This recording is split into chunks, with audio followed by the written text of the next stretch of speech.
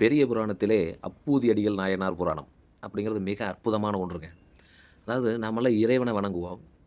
ஆனால் அப்பூதியடிகள் என்ன செய்றார்னா, இறைவனை வணங்கக்கூடிய அடியவர்களை வணங்குவார். ஏன்னா அவர வணங்குனா ஈஸியா இறைவனை சென்றடைய முடியும். இது ஒரு வழி. அப்ப திருநாவுக்கரசன் மீது பேரன்பு கொண்டவர் அப்பூதியடிகள். திங்களூர் என்ற ஊரிலே வாழ்ந்து வந்தார். பெரிய வியாபாரி. நல்ல வசதியானவரு.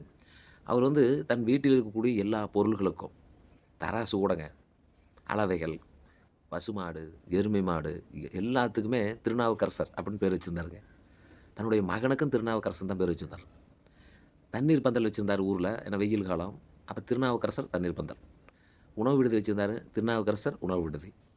இப்படி தான் எல்லாத்துக்கும் வச்சிருந்தாரு. திருநாவுக்கரசர் என்ன செய்றாருன்னா, திங்களூர் போறாருங்க. போய் பார்த்தா எல்லா இடத்துலயுமே திருநாவுக்கரசர் பேர். திருநாவுக்கரசர் தண்ணீர் பந்தல். உடனே என்ன இப்படி ஒரு பக்தரா? அவர் வீட்டுக்கு நம்ம போலாம் அப்படின்னு சொல்லிட்டு அவர் வீட்டுக்கு போறாருங்க. அவர் வீட்டுக்கு போனா அப்பூதியடிகள் இருக்காரு. அந்த வீட்டம்மாவும் இருக்கிறாங்க. உடனே அப்பூதியடிகள பார்த்து கேள்வி கேட்கிறாரு. அப்பூதியடிகள் அவர்களே, இந்த காலத்தில வந்து சின்ன ஒரு செயல் செஞ்சா கூட அவங்க பேர போட்டுக்கிறாங்க. ஆனா நீங்க பெரிய தானமெல்லாம் பண்றீங்க. ஆனால் திருநாவுக்கரசர் பேர எதுக்கு வைக்கிறீங்க? அப்படின்னு கேட்டாருங்க. உடனே அப்பூதியடிகளுக்கு கோவம் வந்துருது. எங்கள் குலகுரு, குலதெய்வம் திருநாவுக்கரசர். அவர் பேர நாங்க வைக்கிறோம். உங்களுக்கு என்ன போகுது?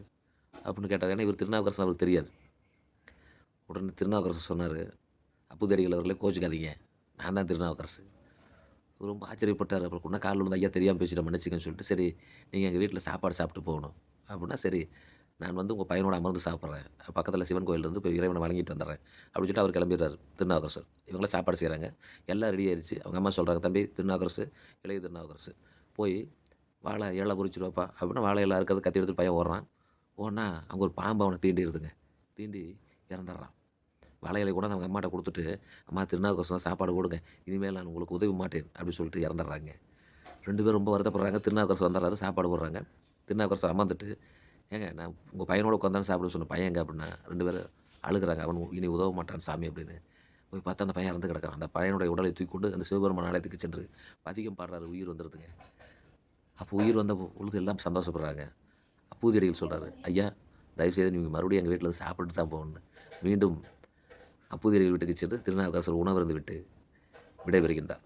இந்த கதை, இந்த புராணத்திலிருந்து நாம் தெரிந்து கொள்வது என்னவென்றால், இறைவனை முழுமையாக நம்புவோம். இறை சேவை செய்தவர்களையும் வழிபட்டாலே இறைவனிடம் சென்று சேர்வதற்கான அற்புதமான வழி கிடைக்கும். ஆகவே மெய்தான் அரும்பி விதிர் விதித்து உண்வரையார் கழற்கண் கைதான் தலை வைத்து கண்ணீர் ததும்பி வெதும்பி உள்ளம் பொய்தான் தவிர்ந்து உன்னை போற்றி ஜெய ஜெய போற்றி என்னும் கைதான் நெகிழ விடேன் உடையாய் என்னை கண்டுகொள். ஓம் நமச்சிவாய.